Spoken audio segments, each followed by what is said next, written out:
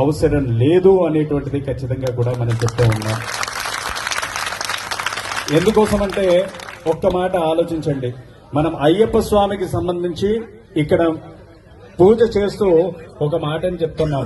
పరశురామ ప్రతిష్ఠితమైనటువంటి దేవాలయంగా మనం శబరిమలై అయ్యప్ప స్వామిని కూడా చెప్పుకుంటూ ఉన్నాం. పరశురాముడు ఏ కాలానికి చెందినవాడు అంటే త్రేతాయుగానికి చెందినటువంటి వాడు పరశురాముడు. మరి త్రేతాయుగంలో ఎక్కడైనా మనం ఇస్లాం మతాన్ని చూసున్నామా? రాముడి కాలంలో ఇస్లాం అనేటువంటిది ఉందా? లేదు కదా. మరి రాముడి కాలానికి చెందినటువంటి ధర్మశాస్త్రకి వావర్ అనేటువంటి మిత్రుడు ఎక్కడి నుంచి వచ్చాడు అనేటువంటిది ఇప్పుడు ఉత్పన్నమైనటువంటి ప్రశ్న.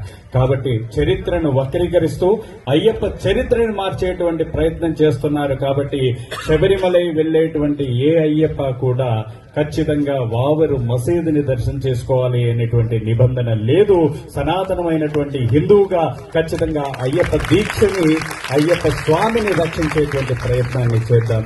ఇక ముఖ్యంగా కూడా చెప్పుకుంటే అయ్యప్ప స్వామి దీక్షను వేస్తున్నాం, శబరిమలై వెళ్తున్నాం. దాదాపు ఇక్కడ ఈ స్వామి వాళ్ళ 18కి వచ్చాడు. దాదాపు ఆ 18 వయసు అంటే 36 సంవత్సరాలుగా శబరిమలై కోవిల్లో మేము పనిచేస్తూ ఉన్నటువంటి పరిస్థితి అక్కడ మేము చూస్తున్నాం. నా చిన్నప్పటి నుంచి కూడా అదే పరిసరాల్లో పెరిగినప్పుడు అక్కడ వావరుకు మసీద్ అనేటువంటిది లేదు. ఇక్కడ ఏదైతే చిన్నగా మనకి విగ్రహాలు కనబడుతున్నాయో ఆ సైజులో ఒక పూరి పాక ఉండేది. కానీ ఈ రోజు ఏమైంది? ఒక జామా మసీదుని మించినటువంటి మసీదు ఇవాళ అక్కడ ఎరుమేలిపేట లోపల కనబడింది. ఎరుమేలిపేట శాస్త అనేటువంటి ఆలయం ఎంతైతే ఉందో అంతగానే ఉంది. మరి ఏది అభివృద్ధి చెందింది? అయ్యప్ప మాల వేసుకొని మనం వెళ్తున్నాం, మన సొమ్మం తీసుకుపోయి అక్కడ పెడుతున్నాం.